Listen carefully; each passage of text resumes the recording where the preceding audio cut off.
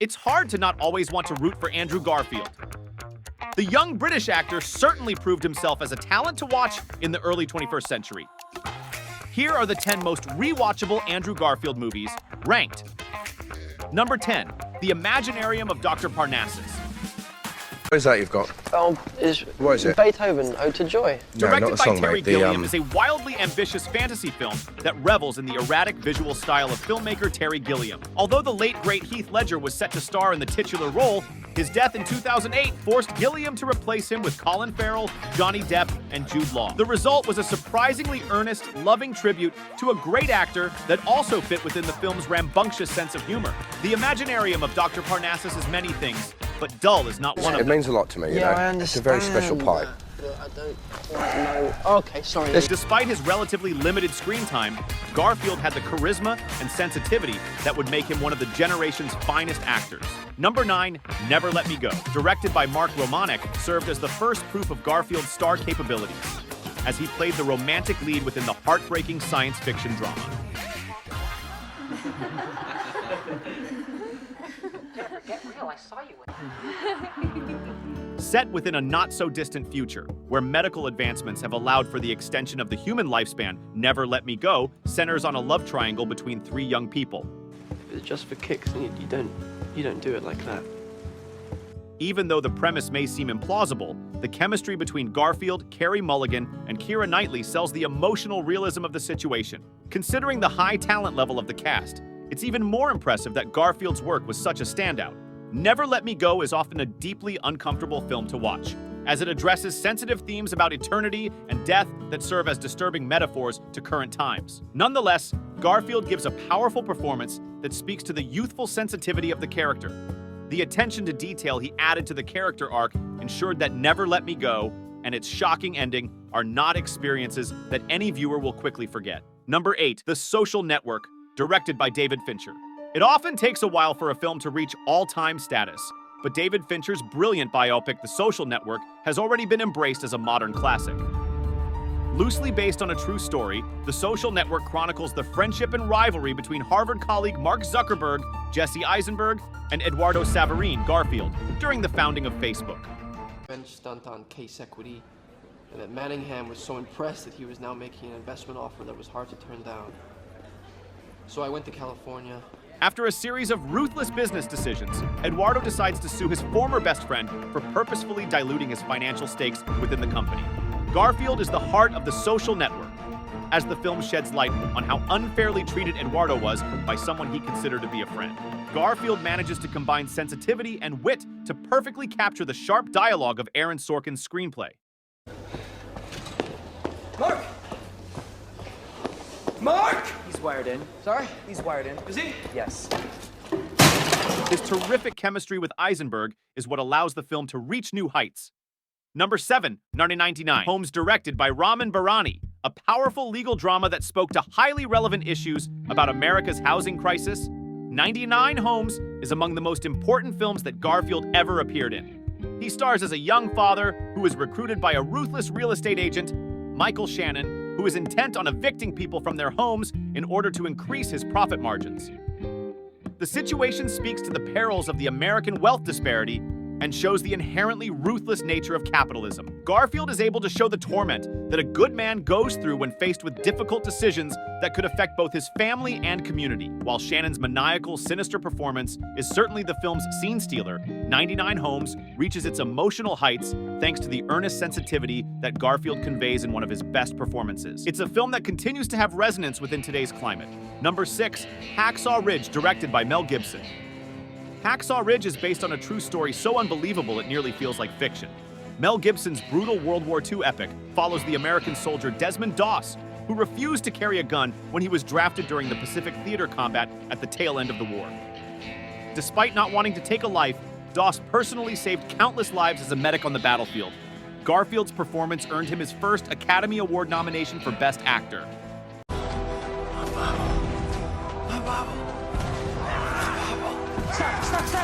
Stop! It would have been very easy for Hacksaw Ridge to focus on the violence of war, but Garfield shows the true spirit of heroism in his inspiring performance. Although there is certainly a good deal of Christian mythology that influences the film, Garfield allows Hacksaw Ridge to speak to universal themes about goodness that are relevant to viewers of any religious background. You bruised half your body sleeping. I sleep pretty hard. Number 5, Silence, directed by Martin Scorsese. While working with Martin Scorsese is a dream that many actors may have, Garfield proved himself capable of working with a living legend in Passion Silence. Project is set in the 17th century and follows the Jesuit priest Sebastián Rodriguez, Garfield, and Francisco Garupe, Adam Driver, as they travel to Japan in search of their missing mentor, Liam Neeson. Upon their arrival, the pair are persecuted by a ruthless regime of extremists that want to purge the feudal nation of Christian influence. Garfield captures the weight that is put on Rodriguez's shoulders during the traumatic experience. In addition to facing physical harm, Rodriguez is forced to question the nature of his own faith. While Silence sadly underperformed upon its initial release, Garfield's brilliant work proved why Scorsese had been so passionate about the project for decades. It's unquestionably a film and performance that will age very well. Number 4, Under the Silver Lake, directed by David Robert Mitchell, unlike any other noir film ever made. Garfield stars as a lonely, toxic loser who becomes obsessed with a girl, Riley Keough, that he spent a passionate night with. What begins as an earnest missing person investigation becomes a darkly comic examination of conspiracy theories, Hollywood's depiction of women, and the nature of surveillance. Under the Silver Lake may be impossible to fully comprehend on a single viewing, but it's so packed with secrets that it demands multiple watches. Under the Silver Lake is a rare example of Garfield playing an unlikable character, as he drops his typical charisma to play a sexist, disgusting creep. The subversive casting was beneficial to the film's dark sense of humor. While it may have divided critics and baffled audiences upon its initial release, Under the Silver Lake has all the makings of a future cult classic. Number 3, Tick, Tick, Boom. Directed by Lin-Manuel Miranda, Tick, Tick, Boom may have been the most ambitious performance of Garfield's career. Lin-Manuel Miranda's directorial debut chronicles the life story of Jonathan Larson, an acclaimed composer and lyricist behind such stage classics as Rent. The film is a full-on musical that draws from many of Larson's most memorable works. Considering that Garfield had a background in theater, he was the perfect person to play the role. The result was an instructive, inspiring film about a real-life legend that served as a respectful tribute to the many great artists that were lost during the AIDS crisis. Tick, Tick, Boom tackles the tragedy of Larson's life, as his death at a young age robbed the world of many potential musical classics. However, the film's tone is celebratory, thanks to the earnestness of Garfield's performance.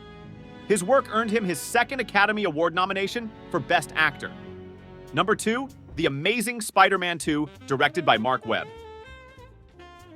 The Amazing Spider-Man 2 also deserves a re-evaluation beyond its initial mixed reviews. Mark Webb's sequel not only builds on the emotional depth of its predecessor, but also amplifies the stakes for Peter Parker. Andrew Garfield continues to shine as Spider-Man, capturing the character's wit and charm while facing increasingly complex challenges. The film delves into Peter's struggle with his dual identity, exploring themes of responsibility and sacrifice. The chemistry between Garfield and Emma Stone remains a highlight, with their relationship adding emotional weight to the narrative. Additionally, the film introduces compelling new characters, such as Jamie Foxx's Electro, whose motivations and powers present a formidable challenge for Spider-Man. Despite its criticisms, The Amazing Spider-Man 2 excels in blending heartfelt moments with high-octane action, offering a nuanced portrayal of a beloved superhero. Number 1, The Amazing Spider-Man, directed by Mark Webb. Initially, Mark Webb's superhero reboot was dismissed for its structural similarities with the original Spider-Man film starring Tobey Maguire from 2002.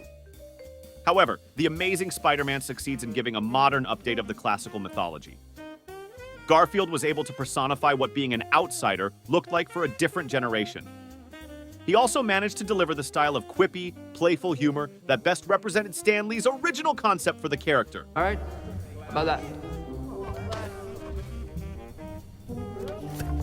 The Amazing Spider-Man is just as successful as a romantic comedy as it is as a superhero movie. The incredible chemistry between Garfield and Emma Stone as Gwen Stacy was simply a joy to watch. Garfield showed how challenging it was for Peter to balance his social life with the responsibilities of being New York's friendly neighborhood Spider-Man.